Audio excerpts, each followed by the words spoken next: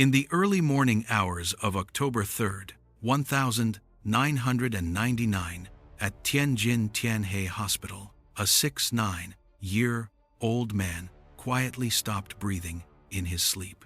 No memorial hall, no funeral service. Cremated on the spot, quietly, without ceremony. The way he left this world stood in stark contrast to the way he had once ruled that land back when he governed Daqiuzhuang. He would summon the entire village to assembly, surrounded by a retinue of followers. His voice used to carry through the entire assembly hall, loud enough to reach the reed marshes outside. But now, there was nothing, not a sound. 6 years ago, he was the most famous village party secretary in China, and the village under his leadership was known as China's #1 village and the greatest village under heaven. Over 600 private cars, more than 2,000 telephones, and over 300 mobile phones. The Ministry of Foreign Affairs organized delegations of ambassadors from more than 50 countries to come and visit, and every single one of them was left speechless. This is rural China? Yet 30 years before that, the local folk song went, "Better to eat chaff for 10 years than to marry your daughter into Daqiuzhuang."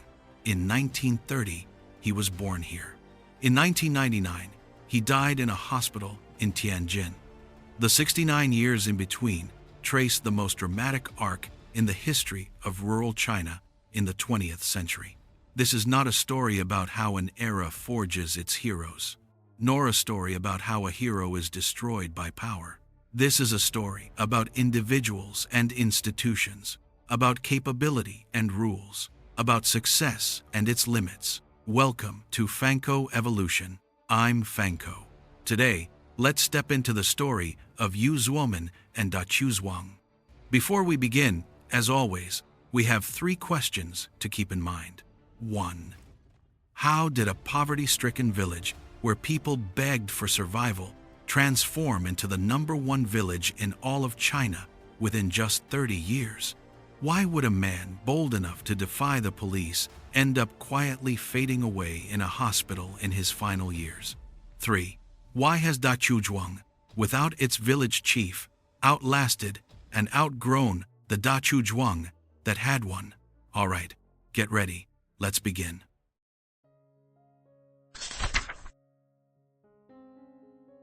The land of Yan and Zhao has long been known, since ancient times, as a place that breeds men of passion and heroic spirit. This saying speaks to the spirit of the North China region, but for the low-lying wetlands to the east of Jinghai County in Tianjin, heroic generosity would be a stretch. Sorrowful lament, however, rings all too true. That place, the locals called it Old East Village. Its proper name was Daqiuzhuang. Tens of thousands of years ago, this land lay beneath the floor of the Bohai Sea. When the floodwaters receded, what remained was a vast stretch of saline alkali lowland sitting at rock-bottom elevation, with nowhere for water to drain, ranked among the 5 Great Depressions of the North China Plain. In the dry season, the land turned white with salt and alkali. In the flood season, the waters rose and swallowed the crops whole. Reeds spread wild, marshes stretched in every direction, bandits roamed freely, and the earth yielded almost nothing. There was an old saying in those parts, Old East Village, bitter water to drink, cabbage scraps to eat, chaff and weeds fill half the year's meals. It meant that for half the year, you survived on little more than chaff and wild greens. And there was an even more damning saying that went around. Better to eat bran for 10 years than to marry your daughter off to Daqiuzhuang. This wasn't just idle talk. In 1976, out of more than 3,000 people in Daqiuzhuang, there were 152 middle-aged and older bachelors men who couldn't find wives. The village even went so far as to set a rule. No local girl was allowed to marry outside. They had to stay and be matched within the village. This wasn't about feudal tradition or old-fashioned customs. It was about survival, about staying bound to the land together, because once a girl married out, she never came back. A village this poor couldn't hold on to anyone. There was also a local saying that sounds a bit puzzling at first. Killed by a brick never happened. And why not? Because in Daqiuzhuang, there wasn't a single brick to be found. Everything was just dried mud blocks, the kind used to make vinegar mash. They couldn't even fire a single brick. That's the kind of place it was. On April 3rd, 1930, a baby boy came into the world, the third of 4 brothers in his family. His parents named him Zuomin, the Yu from the great emperor Yu. This child was remarkably clever from a young age, and his parents scrimped and saved to send him to a private school to study. After looking over his work, the teacher declared, "This child is a prodigy, a true blessing upon the family. This boy is destined for greatness." His parents were quietly overjoyed. No matter how tight things got, they would find a way to keep him in school. Then a flood swept everything away.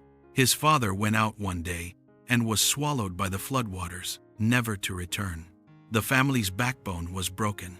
School was no longer possible. He dropped out and went home, helping his brother, helping his mother, taking on odd jobs, scraping together whatever money he could, never knowing where the next meal was coming from, just grinding through each day. But he held on. After liberation, night schools opened up. Literacy classes got started. Zuomin was sharp as a tack, and it didn't take long before he could read, write articles, and work the abacus like nobody's business. The villagers took notice. This man has got talent. Let him be the production team's accountant. And so, he became the accountant. Then, his older brother got into trouble. His older brother had a sharp mind and loved trading livestock. But back then, that was called speculation and profiteering. He was labeled a rightist, had the cap slapped on him, and was sent away for re-education for several years. Zuomin got caught up in the fallout to some degree, but there was no holding him down. The man had real ability, and within a few years, he'd made a name for himself in the production brigade, working his way up to team leader. Then came 1963, when relentless rains battered North China and floodwaters swallowed the land. An emergency order came down from the central government. Open the floodgates to protect Tianjin. Every last soul in Daqiuzhuang had 2 hours to evacuate. It was pure pandemonium, like a rabbit trying to pull a cart. Everything had fallen apart. Cadres couldn't find the villagers. Villagers couldn't find the cadres. Men and women, old and young, some were crying, some were shouting, every soul looking out for themselves. In the midst of the chaos, only one production team held together without falling apart. That was Zuomin's team. Amid the pandemonium, he threw his head back and bellowed at the sky. "Nobody panic. Follow me. As long as I've got one breath left in me, I swear not a single one of you will be lost." That one shout gave everyone something to hold on to. He led the entire team through a series of twists and turns, safely withdrawing to the eastern outskirts of Tianjin, where they made camp and started cooking their meals. During those days of fleeing, 8 ounces of government rations simply weren't enough to get by on. He couldn't sit still, so he wandered around and discovered that a nearby paper mill was short on labor. They needed someone to haul straw, the raw material used for making paper. He grabbed that job right away. When everyone fled the flood, they brought along their hand carts and shoulder poles, all put to good use. They took their fellow villagers with them, hauled their belongings, and found work right then and there. After working for almost half a year, the floodwaters finally receded. On the way home, he ran the numbers on his abacus. On average, each person had earned 400 yuan. 400 yuan in 1963. It was the highest annual income this production team had ever seen since the days of the People's Communes. The whole crew headed home in high spirits, a grand procession making its way back. But somewhere along the road, One of the commune members somehow, some way, had barely gotten those 400 yuan in his hands, hadn't even had time to warm the bills up, got lost. Right then and there, the man fell apart, wailing like he wanted to die. Zuomin didn't say a word. He reached into his own share, pulled out 200 yuan, and shoved it into the man's hands. The man dropped to his knees right then and there, threw his arms around Zuomin's leg, and wept with gratitude. But that wasn't the end of it. Back in Daqiuzhuang, the floodwaters had swept through and left devastation everywhere. Nobody knew where to even begin picking up the pieces. He didn't stop there either. This time he ran over 10 li, heading out alone to survey the nearby reed marshes. After taking a look around and coming back, he called a meeting and said, "I've seen it for myself. The floodwaters rotted those reed roots right into the ground. That soil is bound to be rich. And deep in that reed marsh, there's no owner, nobody's claimed it. We put in the work, clear it out, plant some grain, and the harvest won't disappoint us." Nobody believed him. Everyone shook their heads in doubt, saying that God-forsaken patch of land wasn't worth the trouble. They'd just be wasting their effort and throwing away good seed. Zuomin slammed his hand on the table. "Fine. You don't believe me, I'll put it in writing. Who's coming with me? If the grain goes to waste, I'll pay every last one of you back out of my own pocket. Just trust me. There won't be a single problem." He signed the bet agreement, gathered a crew, and under enormous pressure, planted over 300 acres of sorghum right there in the reed marshes, with mung beans intercropped in between. The first year didn't go so well. There were problems with the intercropping technique, and the harvest came up short. He didn't give up. He worked around the clock, turning the problem over in his mind, researching ways to improve the intercropping method. By the second year, it worked. The entire team saw a dramatic increase in grain output, and that year's collective income reached the highest level in recorded history. On the day dividends were handed out, he went around to each person and asked, "Was I right or were you right? Are you willing to admit you were wrong?" Anyone who wouldn't admit it wouldn't get their share. Now, what could you say to that?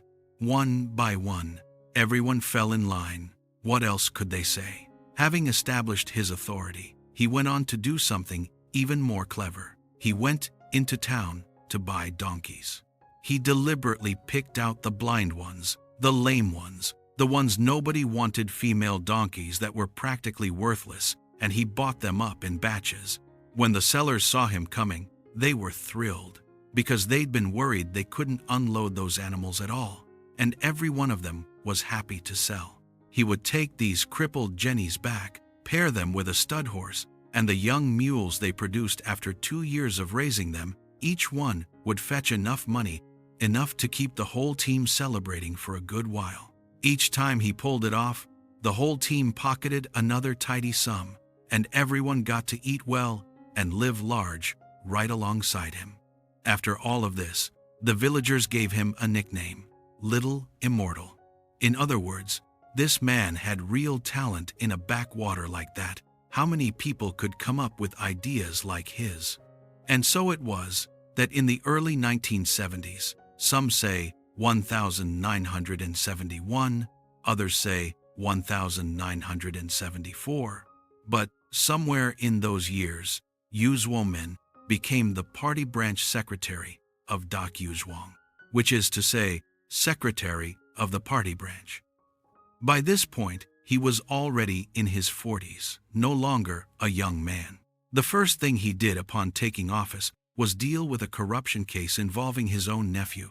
His nephew's name was Yu Xiaotong, the eldest son and eldest grandson of the Yu family, the first in the brigade to graduate from high school, a young man of considerable promise. After graduation, he took a job as an accountant at the village kiln, but his hands weren't exactly clean. He spent money freely, far beyond what his salary could cover, and people started to notice. The matter was brought to Zuomin. He went back and forth, talking to his nephew again and again, 1 time, 2 times, 3 times, questioning him every which way. All told, it only amounted to 200 or 300 yuan. Not exactly the end of the world. But Zuomin showed no mercy whatsoever, and formal disciplinary action was just around the corner. Unable to bear the pressure, that nephew, only 24 years old, chose a moonless, windy night and threw himself under a train. The assembly hall erupted into chaos. Zuomin's mother, his eldest brother, and his sister-in-law all rushed forward, grabbing him by the collar and demanding answers. "Give me back my grandson!" Zuomin showed not the slightest sign of remorse or embarrassment. He stood his ground, unyielding. "All of you, sit down. Everything I did was for the collective interests of more than 3,000 people in this village. Yu Shaotong took his own life out of guilt. I don't feel the slightest bit of sympathy for him. If you want to make trouble, we'll take it to court and let the law decide." But on the other side, when his nephew passed away, he took his nephew's widow into his own home and raised her like his own daughter. Later, he found his nephew's widow a new husband and saw her off with a generous dowry, strict and impartial, yet never without compassion. That was the man he was in those early years. Word got around fast. Everyone in the brigade knew. Secretary Yu was not someone you wanted to mess with. But days kept passing, and the village's deep-rooted poverty hadn't fundamentally changed. Growing some grain, raising a few mules, what kind of solution is that? Relying on these alone, with over 3,000 people to feed, nothing was ever going to change. In 1977, the Gang of Four had been brought down, and the winds of change were sweeping across the country. People everywhere were beginning to hope for a better life, but here in Daqiuzhuang, things were pretty much the same as they'd always been. When it came time to elect a new village party secretary, the villagers sought out Zuomin and told him, "You've been leading us for years now, and things still haven't changed in any fundamental way." He felt a pang in his heart the moment he heard those words. He shut himself away for 3 days, alone with his thoughts, searching for answers. When he finally emerged, he called a meeting for the whole village and spoke these words: "I have let you down. Over the past few years, I failed to lead you all to a better life. If you still trust me, give me one more chance. Vote me in again. Let me have 3 more years." 3 days without proper sleep, and with one single sentence, he put his own official cap right there on the table. "If I still can't deliver results, you can remove me from office anytime." Everyone said, "All right, we trust you. You lead the way this time, and we'll all get behind you."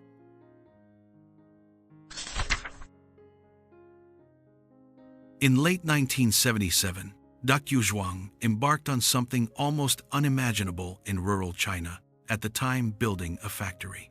At the time, the prevailing mood across rural China was, learn from Dazhai in agriculture.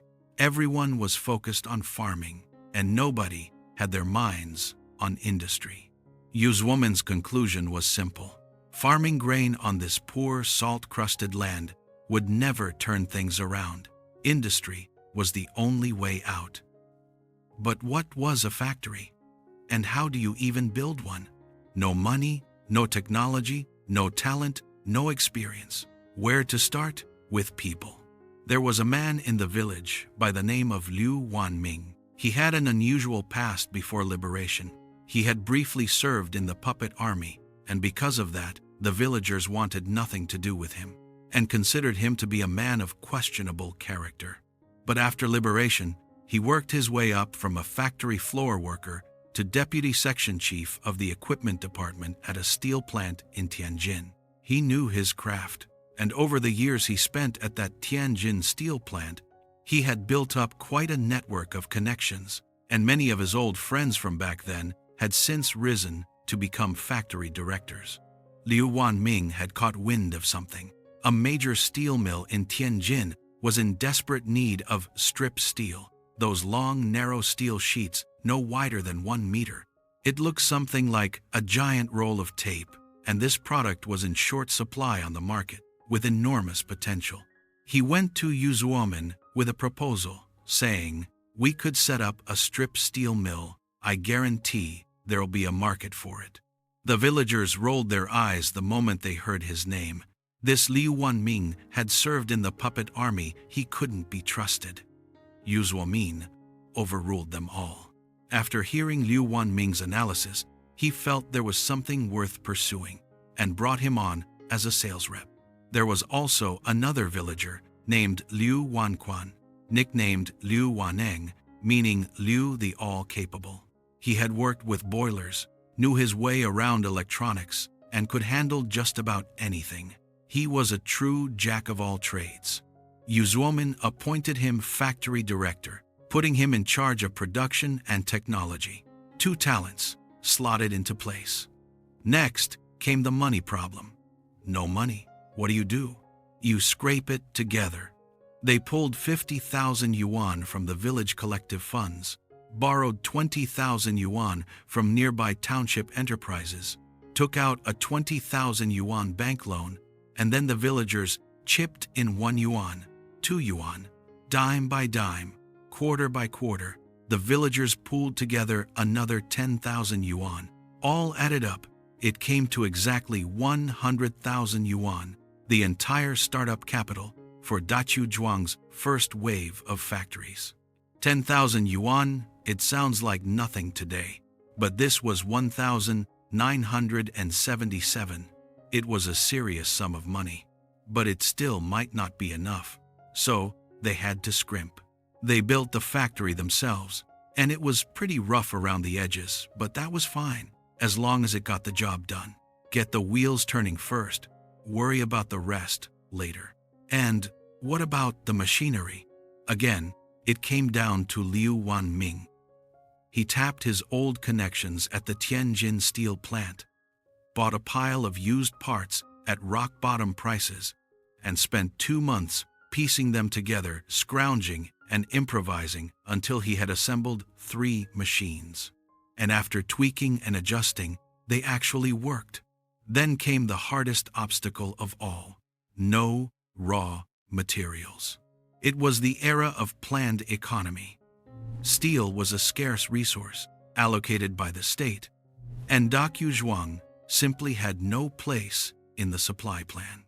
Liu Wanming ran over to the Tianjin Daqiuzhuang factory to talk about a partnership, saying he wanted to arrange a contract processing deal. The guy on the other side leaned back, crossed his legs, and sneered. "What are you exactly? Do you even know what strip steel is? If you ruin 1 ton of my steel, you couldn't pay for it with every cow in your village barn. Now, get out of here. Go on. Go back where you came from." And just like that, they were turned away. When the salesman came back and reported this to Zuomin, he was so furious he couldn't sleep a wink that whole night. The more they talked him down like that, the more it fired him up. He came up with a plan. He dispatched over 60 sales reps across the country, specifically to source scrap materials and offcuts. The budget given to these sales reps was 1,200 yuan per ton. The market price was only 800, so he was giving them an extra 400 yuan on top. And no matter what method you used, just get me the materials back. Heavy rewards bring out bold men. Scraps and offcuts from all across the country began making their way back, one shipment after another. They processed and refined all that scrap material, shipped it to a factory in Tianjin for testing, and it passed quality inspection. Just like that, the first deal was done. But one client alone wasn't enough to sustain the business he needed to keep expanding. He later established dozens of offices and trading companies across the country, forming lateral connections with thousands of units nationwide, exchanging resources and information as needed, and feed back market intelligence. And that strip steel plant, how much did it earn in its first year? The number was 300,000 yuan.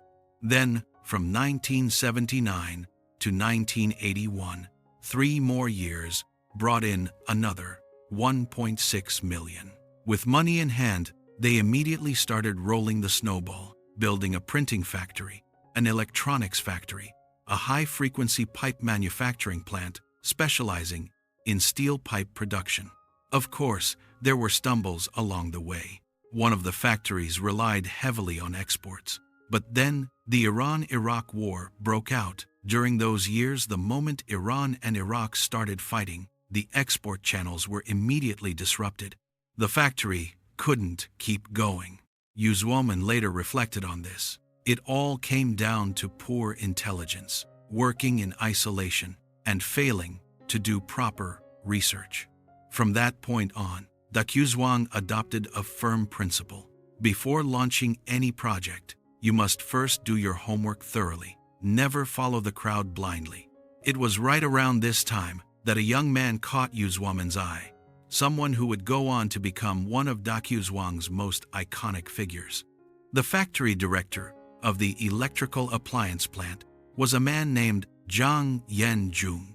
He was only 24 years old when he took the position. So, why was he chosen for the job? His previous position was pig farmer. He raised pigs for a living. Zuomin sent him to manage the hog operation. 200-some pigs. 4 months in, half of them were dead. By any measure, anyone looking at those results would have said, "This won't do, get someone else." But Zuomin looked into it and found that this person hadn't failed out of irresponsibility. He had been running an experiment, and it simply didn't work out. And on top of that, when things went so badly wrong, he didn't run away. He moved right into the pigsty, buried himself in every farming and breeding book he could find, day and night, grinding away without giving up. He was determined to get to the bottom of pig farming, no matter what. Zuomin had seen enough. He made his verdict on the spot. This young man has what it takes. Driven, resourceful, and bold enough to take action. He appointed him on the spot, factory director of the electronics plant. At the same time, he established an incentive rule. This rule would later prove to be one of the most fundamental institutions in Daqiuzhuang. For every 1 million yuan of profit a factory generated, the factory director received a personal commission of 1 percentage point, which comes out to 10,000 yuan. Not a fixed salary, a floating compensation tied directly to profit. For that era, this was an absolutely bold move. At just 24 years old, Zhang Yanjun took 100,000 yuan in startup capital, rallied a crew of over 20 young men, built the factory that same year, recovered the entire investment that same year, and still walked away with a profit of 250,000 yuan. The second year, they made 920,000. The third year, 2.2 million. 3 years, 2.2 million. You've got to admire that drive, the sheer grit of going all in like that, don't you? And Liu Vanquan, Liu Van Ning, his nickname changed one more time. His annual salary had climbed to 30,000 yuan. Under the 1% commission rule, an annual salary of 30,000 yuan meant he had generated at least 3 million yuan in value. Everyone changed his nickname from Liu All-Capable to Liu 3 Million. That incentive system pulled out the hidden potential of countless people in Daqiuzhuang. A phrase Zuomin always had on his lips was, "Not a single person I use was chosen by the people." Those chosen through democratic elections might all be people pleasers. But people pleasers don't necessarily create results. I make the appointments myself, and there's only one criterion I use to measure performance: how much economic value you create. As long as you can deliver results, I can overlook some shortcomings and mistakes in your work. I care for you. I look after you. I take care of every worry on your mind so you can put your head down and work the grindstone for me. Ability above all else, results are what matter. This was Zuomin's management philosophy in his early years. There's another story that speaks volumes about his leadership style. In 1978, Daqiuzhuang mobilized over 400 able-bodied workers to take part in a county-wide shrimp pond construction project. a major venture undertaken in partnership with foreign investors. The county had a clear rule: for every farmer digging shrimp ponds, 70% of their earnings would go to the collective, and 30% would go to themselves. But after a while, he noticed fewer and fewer people showing up, and those who did were just going through the motions after half a day's work. The money they took home wasn't even enough to buy grain. Workers showed up but didn't put in the effort. Nobody had any motivation. Zuomin took one look at the situation and made the call right then and there. The rules were changing. 70% goes to the individual, 30% to the collective. He had that kind of nerve, just turned the county's regulations on their head without a second thought. The result was just what you'd expect. Everyone scrambled to work, competing to get things done. And in the end, the crew from Daqiuzhuang not only finished their contracted work ahead of schedule, they even finished the work left undone by the other villages and finished it well, with top-notch quality. The client was thrilled and sent over a banner of commendation. This experience taught him something. Directives from above aren't always wise. Sometimes, the people giving orders are too far from the front lines. Too much subjectivism, too much bureaucracy. I've got to listen to myself and act based on reality. From that point on, whenever it came to Daqiuzhuang's affairs, he basically ran things his own way. Orders from above were bent when they needed bending, sidestepped when they needed sidestepping, and he simply didn't care either way. More and more factories were built, each one bigger than the last. His thinking was to combine vertical market integration with cross-industry, multi-line operations, taking the first few parent factories he had built, and under each parent factory, establishing several subsidiary plants. Diversify the product line, connect the upstream and the downstream, waste nothing in terms of capacity. To put it simply, the main pipe factory produced steel tubes for furniture. Furniture needed electroplating, so they built an electroplating plant. It needed painting, so they built a paint factory. Self-sufficient, cutting out the middleman's markup. The printing headquarters brought in offset printing, so they set up an offset printing plant. Then, to solve the plate-making problem, they built a plate-making plant right alongside it. The entire supply chain, from top to bottom, fully integrated. One subsidiary got into plastics, but when sales went soft, they pivoted immediately to making shoes. When the shoe market became saturated, they switched again, this time to transformers. The transformer plant invested in May, had products rolling out by July, and turned a profit of 500,000 yuan the following year.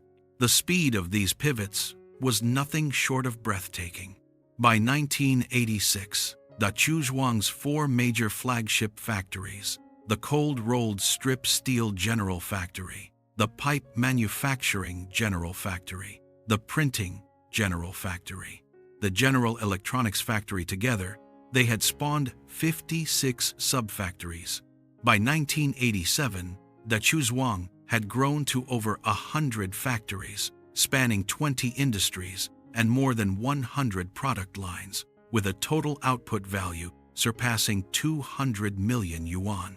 On the 23rd of April 1987, Daqiuzhuang officially declared itself the first village in China to surpass 100 million yuan in total industrial output, the nation's earliest 100 million yuan village. In 1988, output reached 500 million yuan, with after-tax net income of 80 million. From a starting capital of 100,000 yuan to 200 million to 500 million. In 10 years, Zuomin had led Daqiuzhuang to accomplish the first true miracle of industrialization in the history of China's rural economy. With money now in hand, he began to make good on the promise he had made to his fellow villagers from the very beginning. The good life was truly within reach. He cast a wide net across the country, recruiting talent from every corner of the land. He drew up a plan he called Hire 3000s, 1,000 experts and scholars, 1,000 business talents, and 1,000 international friends. By 1992, aside from the international friends category, which fell short at just over 200, the other two groups had far exceeded their targets. He personally went to invite a veteran professor, but after repeated attempts, the man wouldn't come. So, he showed up at the professor's home himself. One look at the living conditions cramped, not great. He glanced out the window and noticed a brand new residential building had just been completed right across the way. Without a second thought, he walked out the door on the spot and bought a unit. He tossed the keys to the old professor and said, "Whether you go to Daqiuzhuang or not, this apartment is yours." The old professor's eyes filled with tears. "Secretary Yu, from this day forward, I will follow you until my dying breath."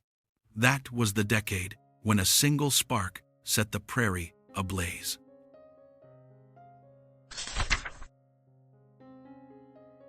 In 1992, Daqiuzhuang's total output value reached 4.55 billion yuan.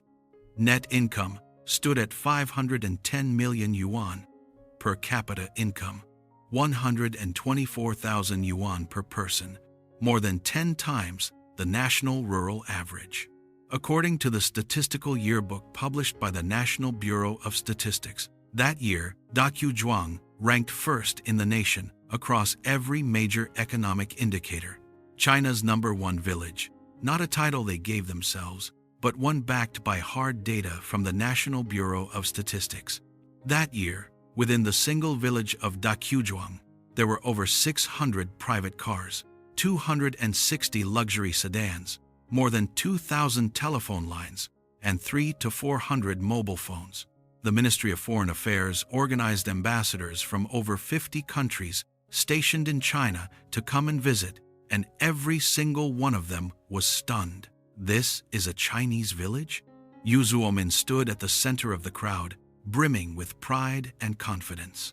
That very same year, he formally restructured the 4 major parent factories under Daqiuzhuang into 4 major group corporations, naming them the Yaoshun Group, the Wangquan Group, the Jinmei Group, Jinhai Group. He established a parent company and set up a board of directors, appointing himself as chairman. And who became the general manager? His second son, 25 years old, with an annual salary of 700,000 yuan. A subtle crack began to form between this hiring logic and something he had said in his earlier years. "Not a single person I've hired was chosen by the people. The only measuring stick was how much economic value you could create. How much of the son's annual salary truly came from performance, and how much was a gift from his father, no one could say for certain. But this was only the beginning. With money came good fortune for the villagers, real, tangible good fortune. Daqiuzhuang built what could only be described as a cradle-to-grave welfare system. 14 benefits in total. Housing free. Every household received a brick house with its own courtyard, neat and orderly, better than what many urban workers were living in back then. Medical care, free. The village had its own clinic, medical care, free of charge. Education, free as well. The village ran its own school, and children attended without a penny of tuition. Water, electricity, gas, heating, all free of charge. Come every holiday and festival, the village hands out grain, cooking oil, and fabric, without missing a single thing. Girls who had married out of the village and once said they'd rather eat chaff for 10 years than come back were now fighting tooth and nail to get in. All 152 bachelors who once couldn't find a wife, every single one of them got married. Zuomin said, "We're going to send people abroad to scout talent, bring back the most beautiful girls from foreign lands, and match them with the brightest young men in our village, to produce a next generation born of strength meeting strength." He meant it as a half-serious joke, but the confidence behind that joke, that was very real. Power and wealth can change a person sometimes with startling speed. The changes in Zuomin first caught people's attention with that Mercedes 560 of his. There was a retired senior official, and not a low-ranking one either, who couldn't stand it anymore and confronted him directly. Look at the ministers in the central ministries. They all ride around in a 280. What rank are you? You dare to ride in a 560? Zuomin stared back at him with wide eyes and said, "What rank am I? I'm just an old farmer. I don't have any rank." "You don't go comparing us farmers to those folks with official ranks. Back when we couldn't even put food on the table, how come nobody wanted to compare themselves to us then? Money I earned myself, I'll do whatever I want with it." This sounded reasonable, and in some ways it wasn't entirely wrong. But the man who said those words was no longer the Zuomin who had once divided his 200 yuan among the villagers who had lost their money. The villa was only 200 meters from his office building, yet he insisted on being chauffeured every single day in a full-size Mercedes-Benz. That was the standard he demanded. He built himself an exclusive compound, known locally as the Zhongnanhai Estate of Daqiuzhuang, a 4-story castle-style mansion, over 700 square meters across its floors, where Zuomin and his family lived alone, one entire building to themselves. Guards stationed at the gate, 6 telephones installed throughout, every one of them gold-plated. 2 massages a day, half an hour in the morning, and in the evening. They kept going until he fell asleep. When receiving guests, he would lounge lazily on the sofa. Someone even lit his cigarettes for him and held them up to his lips. When he finished a cigarette, someone standing nearby would immediately replace it with a fresh one already lit and hand it back to him. He had 8 personal bodyguards watching over him around the clock. Whenever he went out, he traveled by car, 4 Mercedes-Benz vehicles flanking him front and back, a grand and imposing procession. Daqiuzhuang had one unbreakable rule. When distinguished guests arrived at the grand village gate, civil officials had to step down from their sedan chairs. Military officers had to dismount from their horses. In other words, everyone had to switch to Daqiuzhuang's own vehicles. On one occasion, the Ministry of Foreign Affairs organized a visit for ambassadors from over 50 countries, and the same rule applied. Every last one of them switched to Daqiuzhuang's Cadillacs and Mercedes-Benzes. The motorcade stretched out half a mile long, and the foreign visitors were absolutely stunned. The villagers wrote a song in his honor, and even the kindergarten children could sing it. "In the sky there is a red sun. On the earth there is Daqiuzhuang. Grandpa Yu is truly great. We will love him forever." Shen Jilan, a national model worker, led delegations to Daqiuzhuang 3 times to study its experience. On her first visit, she felt that Zuomin was exceptionally warm and down-to-earth, just an ordinary old farmer. The second time she visited, the atmosphere felt completely different. There was an unmistakable air of being granted an audience with him. He sat there, with his legs crossed, walked into the office and asked, "Take a look at this desk of mine. How much do you think it cost?" "Over 10,000 yuan. And this chair, also over 10,000 yuan. When Shen Jilan came back, she said, "This man has changed." His honors kept climbing, one after another. In 1983, he was named a model worker of Tianjin. In 1987, he received the title of China's Best Contemporary Rural Entrepreneur. In 1989, he was named a national model worker by the State Council. In 1991, he received the title of Outstanding Entrepreneur of National Township Enterprises. In 1992, he was named one of the top 10 newsmakers in China. He also served as a member of the 7th and 8th National Committee of the Chinese People's Political Consultative Conference. Zuomin once said it himself, "I asked people, which one carries more weight, being a delegate to the National People's Congress, or being a member of the Chinese People's Political Consultative Conference?" Behind these words lay an unfulfilled ambition. A seat on the Political Consultative Conference was the highest rung he ever managed to climb. It was also the threshold he came to realize, over the course of his life, that he could never cross. What he truly wanted was a seat as a delegate to the National People's Congress, but that never came to him, and so he drifted. He drifted in a different direction entirely. There, at the conference, standing before a crowd of people, he said something out loud for everyone to hear. "I should be a vice premier of the State Council." This was no joke. He was saying it in all seriousness. A farmer who could turn a poor village into the #1 in the entire country, believing he could manage an even bigger operation. Does that make sense? It does. But in China's political system, a statement like that, once spoken, is never forgotten. On top of that, he had amassed a substantial private armed force. To maintain order in Daqiuzhuang, he established a security force known as the 108 Warriors, along with more than 100 economic police officers, 8 personal bodyguards. He repeatedly pushed to expand the local police station's headcount, and when the authorities above wouldn't approve it, he found other ways to make it happen. Later, the authorities dissolved the police station, but the 15 guns and 2,000 rounds of ammunition the station had been holding, he never handed them over. Daqiuzhuang had also quietly set up its own shotgun factory. This was no longer just a village, it was a kingdom unto itself. He believed that rules were made for other people, not for him.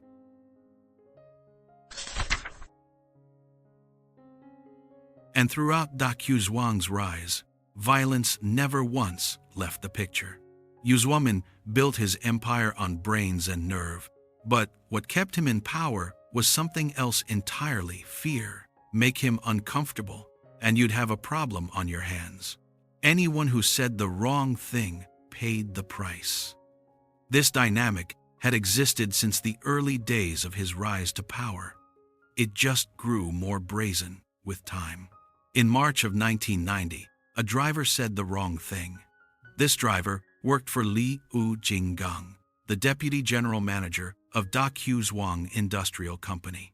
One day, he let slip a casual remark. Secretary Yu's daughter got married, and they built her a little Western-style house in the county town. Cost quite a pretty penny, he said. And it was true. Zuomin had indeed built a small house in Jinghai County for each of his 2 married daughters, and had given each of them a car as well. There was nothing wrong with what he did, but it's the kind of thing you can do, not say out loud. Say it, and you've crossed a line. You're talking about your superior, you're passing judgment on my family affairs? That simply wasn't acceptable. The driver was tracked down, dragged into an illegal, makeshift interrogation room, beaten severely, so brutally that he was nearly driven to take poison and end his own life. Fortunately, it was discovered just in time, and a life was spared. But it didn't end there. After all, the tip had come from Liu Jinggang's side. Liu Jinggang was the deputy general manager. Whether he had said anything to the driver, no one knew. But the incident was deemed to be connected to him.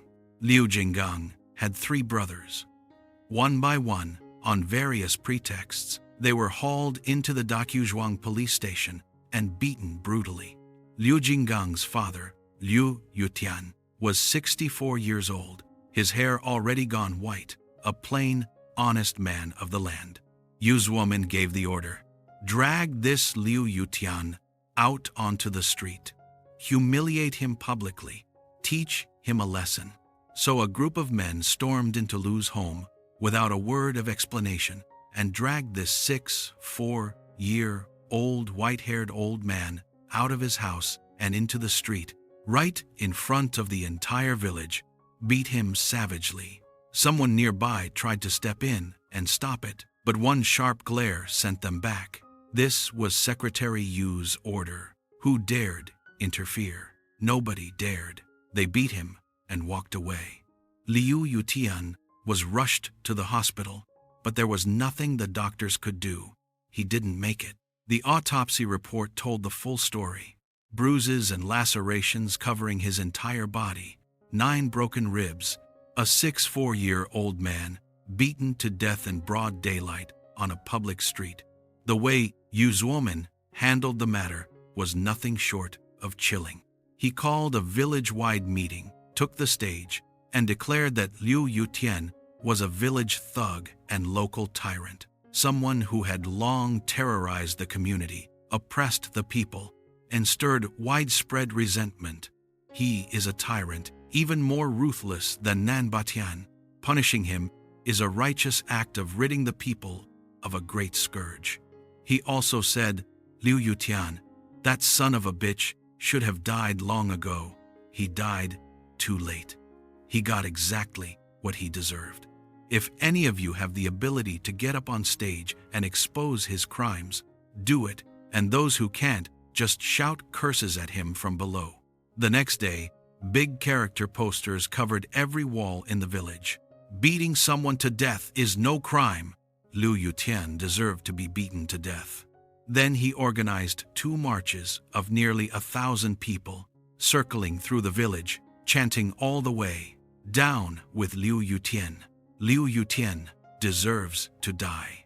Among the marchers was Liu Yutian's 12-year-old granddaughter. Forced into the crowd, she chanted alongside everyone else that her grandfather deserved to die while quietly wiping away her tears.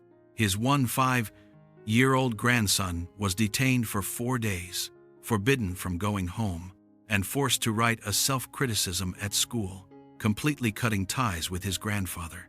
Liu Jinggang, the Liu family's son, was a capable deputy general manager and a man with connections. The Liu family members sneaked out to file complaints, but they were blocked and intercepted along the way. If they were caught, they'd be dragged back and beaten. The 4 Liu brothers were locked up in the Daqiuzhuang police station for 8 days in total.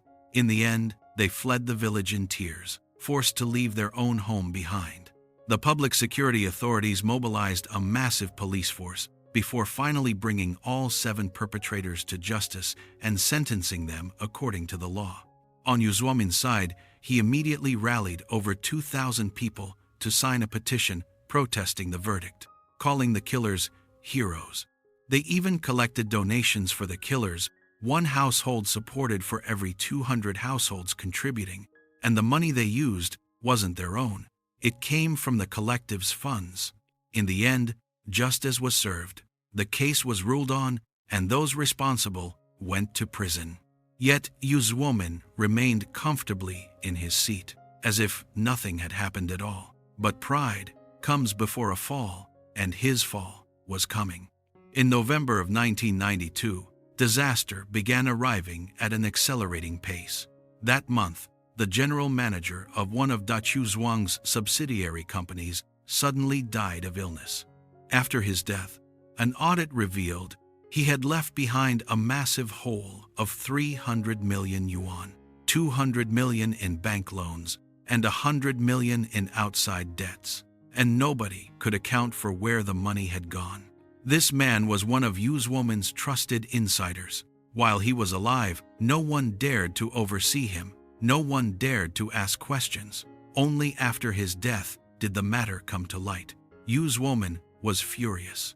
He demanded a thorough investigation. The way he thoroughly investigated was this. He set up a private kangaroo court, summoned all 9 deputy general managers who had served under the deceased general manager, and interrogated them one by one. In the dead of winter, they stripped these men of their clothing and started the interrogation from the beginning, slapping them across the face. Did they confess? If not, out came the leather whips and electric batons. Whoever beat the hardest got cash rewards on the spot. And while the interrogations were still ongoing, something else happened. Friday morning, November 27th, 1992. A class supervisor from the Beijing State Security Bureau's cadre school arrived at Daqiuzhuang with 27 students for a social research study visit. When they arrived at the village shop, a few of the students got curious and asked some questions. Where do you source your goods? What are the prices? How does the whole operation work? The female shopkeeper, annoyed by all the questions, snapped at them. "Where did you little punks come from? Either buy something or get lost, your choice." Both sides were young and hot-headed, and words quickly turned into an argument. The female shop owner made a phone call, and a group of security guards showed up, surrounding all 27 trainees. They got physical right away, grabbed the one they thought was the ringleader, slammed his head against the wall, slamming their heads against the wall while hurling a torrent of profanity and vulgar abuse. When the trainees identified themselves, "We are cadre school officials from the Beijing National Security Bureau," the beating only got worse. "You're in Daqiuzhuang now," the men snarled. "If you're a dragon, you coil yourself up. Is a tiger, you must lie low. It doesn't matter where you're from. Once you're here, you're all the same." And just like that, the ordeal dragged on from morning until past 4 in the afternoon, when Zuomin finally sauntered out to show his face. He had a cigarette dangling from his lips, leaning back at an angle, listening as the homeroom teacher explained the situation. Once the homeroom teacher finished speaking, he pulled his face down in a sharp scowl, and the men beside him read the signal instantly and lunged forward, delivering another fierce beating. The ordeal dragged on until 9 o'clock that night, when word reached Beijing and a phone call came in demanding the man's release. Zuomin's terms, releasing the person was fine, but the homeroom teacher had to personally write a confession letter, admitting to drinking and causing trouble, insulting women, assaulting civilians, destruction of property. No confession, no release. The school officials in Beijing said over the phone, "Just write whatever they tell you to write, get out first, and we'll deal with the rest later." The homeroom teacher ground his teeth and, hands trembling, signed the confession letter. Only then were all 27 students allowed to walk out that door. The outcome: 27 people were illegally detained for over 7 hours, 21 were beaten, and 5 had to be hospitalized immediately upon returning to Beijing. This was a story that simply could not be buried. And it wasn't over yet. Just over 10 days later, on the 13th of December 1992, another life was lost. Liu Yunzhang, manager of the Daqiuzhuang Wanquan Group's management office, using the pretext of investigating economic issues, detained a migrant worker in a room on the 3rd floor of the group's building for interrogation. 18 people took part in the beating. The man who was beaten was named Wei Fuhe, from Zhaochang County in Hebei Province. From morning until night, a full 7 hours, 18 men took turns going at him. By the time the beating finally wound down, the attackers realized Wei Fuhe was barely breathing. They panicked and rushed him to the hospital. It was too late. On December 13th, 1992, Wei Fuhe could not be saved. He was gone. Zuomin received the call, went silent for a moment, then picked up the receiver and dialed the Public Security Bureau. He said just one thing: "Someone died in Daqiuzhuang. You people want to come take a look?" He hung up the phone and began arranging escape routes for Liu Yunzhang and the other 3 main perpetrators: Shandong, Jiangsu, Zhejiang, Anhui, Guangdong, moving them from province to province, keeping them hidden. Wei Fuhe's family came rushing from their hometown, and Zuomin slapped 65,000 yuan on the table, demanding they sign a written guarantee, take the body back home and cremate it themselves, and never return to Daqiuzhuang to pursue the matter further. The 4 main perpetrators had been hiding outside for a while. When things seemed to have quieted down and the new year was approaching, Zuomin quietly brought them back, letting them spend the holiday in Daqiuzhuang. The cost of resettling them came to 160,000 yuan in total, but this time there was no hiding it. Journalists had already sent internal reports straight to Beijing. People there were watching and waiting.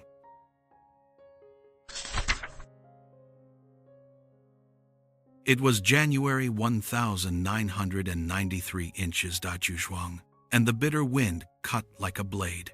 But the chill in the air wasn't entirely from the weather. The Tianjin Municipal Procuratorate had quietly signed the arrest warrant, the name of the perpetrator written in black ink on white paper, stamped with a red seal. The old case of Liu Jingguang's father, Liu Yutian, the 27 students from the National Security Bureau's cadre school, and Wei Fue, who died on December 13, 1992. All of these things were all converging in one direction. In February 1993, word came. The Tianjin Municipal Public Security Bureau had assembled forces on the outskirts of Daqiuzhuang, with 400 armed police standing by. An arrest warrant had been issued, demanding that Zuomin cooperate and hand over 4 perpetrators, including Liu Yunzong. That very night, Zuomin called a village-wide assembly. Several thousand Daqiuzhuang villagers gathered in the assembly hall, utterly silent. He stood on the stage, his voice booming, just like 30 years ago when he used to shout slogans by the edge of the reed marshes. The city has sent in over 1,000 troops, armed with small cannons. With police dogs, they're coming to search our village. The crowd erupted instantly. He went on. The whole village gets a holiday. Full month's wages, paid in full. We will defend Daqiuzhuang. This was no village committee meeting. This was a warlord's declaration on the eve of battle. Daqiuzhuang began to prepare for war.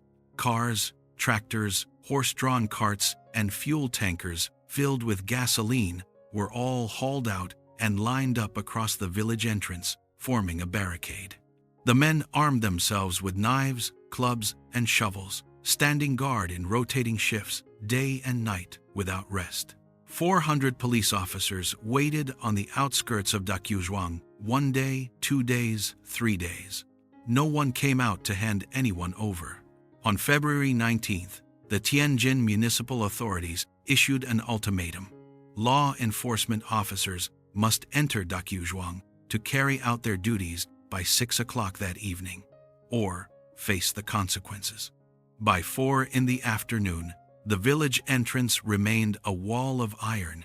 At precisely 5 o'clock in the afternoon, Zuomin gave ground, agreeing to let more than 20 law enforcement officers enter the village for a brief search, and to post some wanted notices. When they entered the village, what greeted them? A dozen of the finest luxury cars the village had to offer lined up in a row on both sides of the road. The village officials stood in crisp suits with broad smiles, nodding their greetings one by one, some leading the way up front, others flanking the rear as an escort. The whole display was more elaborate than a reception for a provincial governor. It was a carefully orchestrated act of humiliation. You think you've won? Take a good look. This is how Daqiuzhuang welcomes its guests. Not a single one of the 4 perpetrators was handed over. Over 20 law enforcement officers walked in, made their rounds, came away empty-handed, and walked out defeated. That same night, Zuomin made his next move.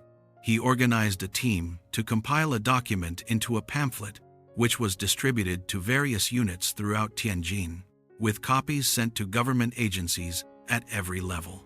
The document was titled The Account of Tianjin Municipality Mobilizing Over 1,000 Armed Police to Surround Daqiuzhuang. It stated that the Tianjin authorities had deployed armed forces surrounding Daqiuzhuang without cause. This was not aimed at him personally, but rather aimed at the cause of reform. They demanded justice from the people of the entire nation. This was a battle for public opinion. He was sending a message to all of Chinese society. But this move backfired. The materials were passed all the way up to Beijing. The central leadership responded with just 4 words: handle it according to law. 4 words, and the matter was sealed. No mediation, no flexibility, no way out. Those 4 words carried only one, meaning your protection has run its course. From this moment on, the situation entered a countdown. In March of 1993, the Tianjin police changed their approach. No more frontal assault. Instead, they cast a wide net across the entire country. Over 800 leads were investigated simultaneously across the country, tracking down the 4 killers. By mid-March, Liu Shaosheng and Chen Xiangqi were captured. Liu Yunzang and Li Zhenbiao turned themselves in after hiding out for several months. They simply couldn't hold on any longer. All 4 men, not one missing, were brought to justice. Zuomin had played his last card. In early April, the Tianjin Municipal Procuratorate completed its evidentiary investigation into Zuomin himself. The case files had grown so thick they could no longer be closed. Harboring a fugitive, bribery, obstruction of justice, unlawful detention, illegal restraint, every single charge, backed by ironclad evidence, every word carrying the weight of 1,000 pounds. The arrest warrant was waiting for its final seal. It was at this very moment that Zuomin received an open telegram. The telegram was sent from the General Office of the Tianjin Municipal Party Committee in the name of the Municipal Party Secretary Gao Dezhan, relayed through the Secretary of Jinghai County Party Committee. Comrade Gao Dezhan, this afternoon, invites Comrade Zuomin to come for a chat at the Tianjin Municipal Club. Zuomin agreed. He probably believed, right up until his death, that his standing was worthy of such courteous treatment. He'd met so many provincial and ministerial officials, received so many high-level inspection delegations, sitting down for a talk with the city party secretary. That was nothing. All those people who had come to him personally, all those who had waited for him at the gates of Daqiuzhuang, he took that as proof that he still carried the same weight. On the afternoon of April 15th, he set out with his bodyguards.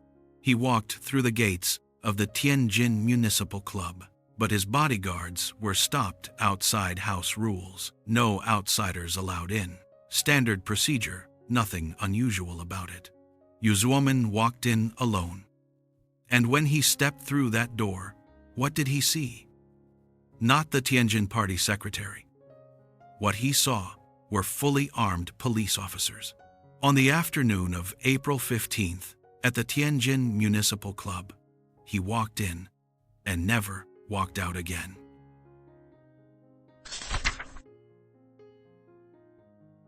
On the day of his arrest, Zuomin was 63 years old. Taken into criminal detention on April 15th, formally arrested on April 21st. On the 27th of August 1993, the Tianjin Intermediate People's Court convened to deliver its verdict. In the courtroom, the presiding judge read out each charge one by one. Harboring a criminal, 6 years. Obstructing official duties, 3 years. Bribery, 10 years. Unlawful detention, 3 years. Unlawful restraint, 3 years. 5 sentences served concurrently, totaling 20 years in prison. In addition, 2 years deprivation of political rights. Even after the verdict was handed down, Zuomin still couldn't make sense of it all. He said, "I was a member of the National Committee of the Chinese People's Political Consultative Conference. How can they put me in the same cell as everyone else? Don't I have a rank? I didn't kill anyone. Why am I the one being convicted?" From beginning to end, he never truly believed he had done anything wrong. Or, perhaps more accurately, he preferred to believe that the rules simply didn't apply to him. Once inside, he refused to adapt, refused to cooperate. The first issue, a haircut. Prison regulations required inmates to keep their hair short. He refused. The correctional officers came to reason with him. He wouldn't listen. Rossi, his hair grew longer and longer, falling past his shoulders. He said, "I am not an ordinary prisoner." The second matter, meals. The food in the prison cafeteria, he wouldn't touch any of it. He had his family send food in, had people on the outside buy things for him. The prison guards ran errands for him, bought him things, and came back to settle accounts. He waved them off impatiently and said, "Anything under 1,000 yuan, don't bother me with it. Even hearing about it annoys me." Here was a man serving a 20-year sentence, and yet his mind still housed that old warlord who once ruled the world with a wave of his hand. This wasn't arrogance, or rather, it wasn't only arrogance. This is a king who has lost his kingdom. All that remains is the bearing he developed when he was king. But time is the sharpest blade of all. In prison, there were no reports to receive, no applause, no one calling him Secretary Yu. Every day brought the same walls, the same iron doors, the same bells. The news about Daqiuzhuang slowly faded from the pages of the newspapers. The legends about him still circulated in the village, but the man himself had vanished completely from public view. No journalists came to visit him in prison. No officials came to check on him. He couldn't say exactly which day it was, or which particular moment, but at some point, he finally came to terms with something. He later told people that he had walked 2 roads in his life. The first he called the road of reform. That first road, he walked it well, walked it into prosperity, leading Daqiuzhuang from a begging, poverty-stricken village all the way to a nationally renowned 100 million yuan village, all the way to the title of China's #1 village. The second chapter he calls the road of law. On this road, he took a wrong step and walked straight into this prison. He summed up these 2 roads in 15 words. On the road of reform, I built my fortune. On the road of law, I took a wrong step.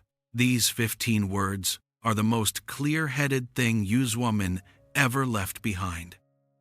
It wasn't that he didn't know what he had done. He knew. He simply believed all along that he would never be held accountable because in Daqiuzhuang, nothing and no one could touch him until that door closed. In 1995, his 5th year behind bars, he was granted medical parole. Heart disease, compounded by a nervous breakdown, 2 conditions hitting at once, and they had broken him. The prison authorities approved the request. He was admitted to a hospital. The conditions were decent enough, a suite, with his wife by his side.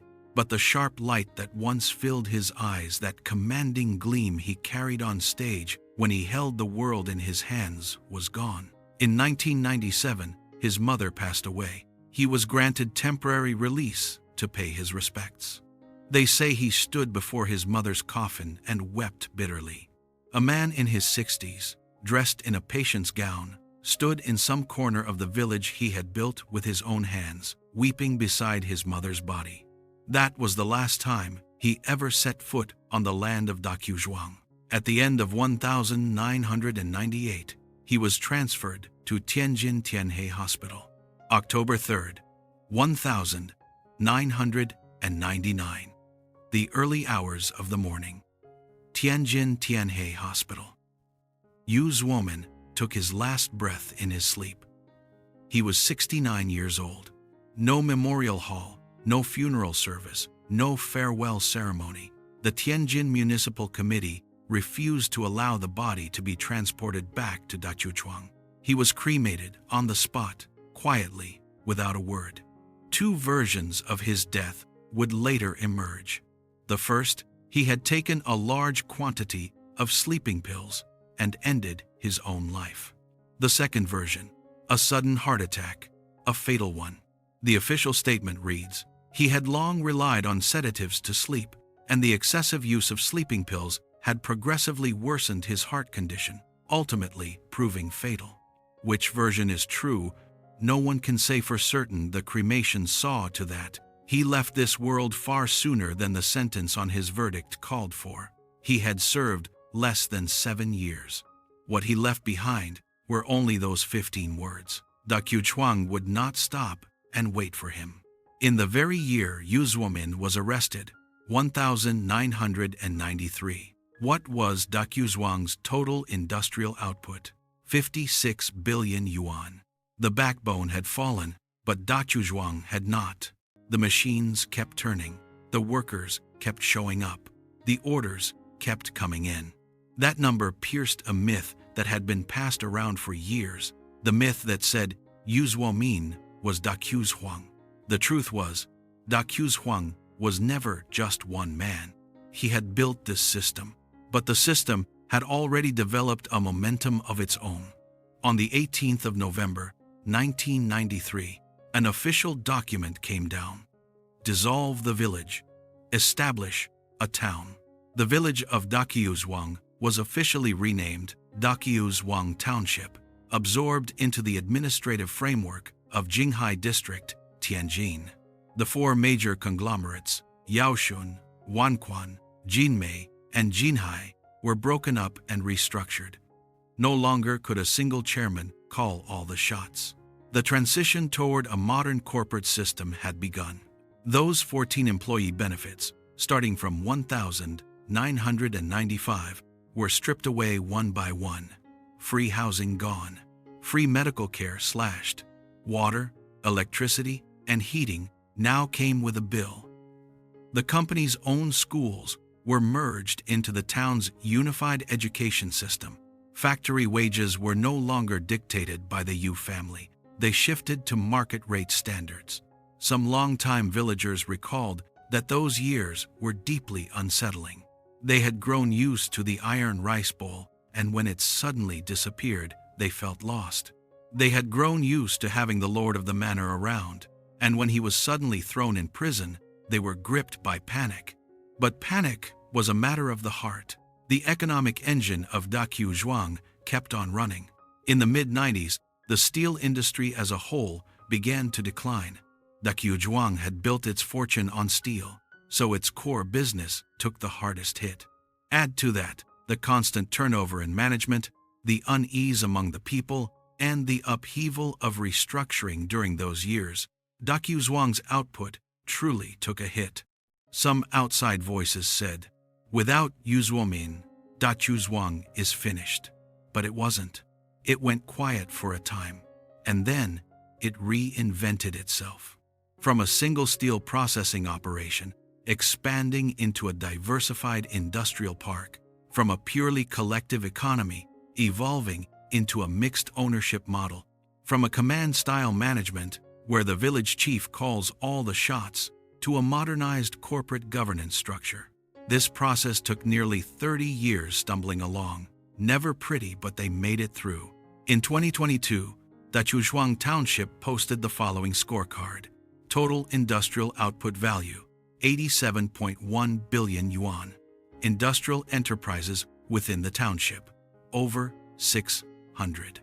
Among them, 201 enterprises exceeded the designated industrial scale. The town of Daqiuzhuang alone, a single township, accounted for 42.5% of the entire Jinghai district's total industrial output. In 2023, Daqiuzhuang set its target for total industrial output among above-scale enterprises at 97.5 billion yuan, racing toward the 102 billion mark. From Zuomin's 100,000 yuan seed money in 1977 to today's charge toward 100 billion, this road took exactly 40 years to walk. Some say that if Zuomin had never fallen from grace, Daqiuzhuang would have been even greater. Perhaps. But history has no room for what-ifs. Now, let us return to the three questions we opened with. Why did a village of beggars transform into the #1 village in the entire country within just 30 years? My answer is this: because there was one man who believed, earlier than anyone else, that poverty could be changed, and then actually went out and changed it.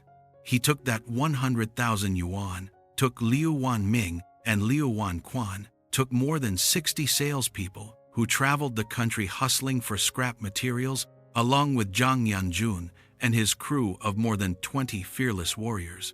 They transformed a barren, God-forsaken salt flat into a legend of China. Why would a man who once dared to stop the police end up quietly fading away in a hospital ward? Because he forgot one thing. The rules don't grant you immunity just because you've succeeded. Liu Yutian, Wei Fuhe, those were human lives. More medals don't mean less law. Talent can rise above humble origins, but talent cannot rise above the law. 3. Why did Daqiuzhuang without a village master outlast and outgrow Daqiuzhuang with one? Because he built the system. Once the system had matured, the system no longer needed him.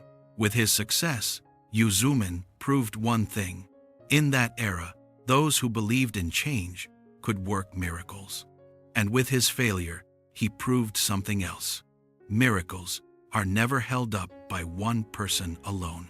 When a person uses their willpower and ability to hold a system together on their own, they are doing the most important thing and at the same time planting the deepest danger. The important part is this: he made the system exist. The hidden danger is this: if the system can only survive because of him, then the day he falls is the day the system collapses. What saved Daqiuzhuang was that Zuomin held on long enough for the village to grow roots of its own. When the roots grow deep enough, the tree no longer needs the hand that once held it steady. At the very end, when we look back on the full arc of Zuomin's life, we find there is one sentence he never once spoke aloud. But his entire life was lived by one unspoken creed: rules are made for the weak. He never said it out loud. But every choice he made was an extension of that logic, refusing to obey orders he deemed unreasonable, sheltering subordinates he believed to be innocent, doing things his own way, upholding his own sense of order. The problem is, rules don't care whether you're powerful or weak. Rules only ask one thing: did you cross the line? If you did, you did. The man who once dared to block the police, in the end, he was brought down by just 2 words: the rules. End quote. Zuomin's life left me with 3 questions, and I want to pass them on to you watching this right now. The first question: have you ever made this kind of judgment about something? I have the ability to handle the consequences, so I can go ahead and do it. Zuomin harbored Liu Yunzhang not because he didn't know it was against the law. He knew. He simply believed he could handle whatever came his way. But being able to get away with it and whether you should do it, those are 2 very different things. Successful people are the most prone to collapsing these 2 into one. The second question: the things you've built over the years, your career, your team, your relationships, or maybe someone you've been holding up all along, if one day you were no longer here, can those things survive without you? For Zuomin's Daqiuzhuang, the answer is yes. But Zuomin himself, he may never have known that, not even at the very end. Knowing this, it's not a regret, it's a release. What about yours? The third one, and the hardest: the way you play the game today, the core logic that got you to where you are, is it truly yours? Or was it given to you by the era? If the era changes, will it still hold up? Zuomin never asked himself that question. Not because he never had the chance. It's because he had been winning for so long that he never felt the need to ask. I don't have the answer. Each person's answer can only be dug out by themselves. But Zuomin taught me one thing: for a man who had clawed his way out of a salt marsh, the deepest pit of his entire life was never in that salt marsh, but rather in the place where he believed he could never fall again. This is the story of Zuomin and Daqiuzhuang. Thank you for watching. This is Fanko's Evolution. I'm Fanko. I look forward to seeing your thoughts on those 3 questions in the comments section. See you in the next episode.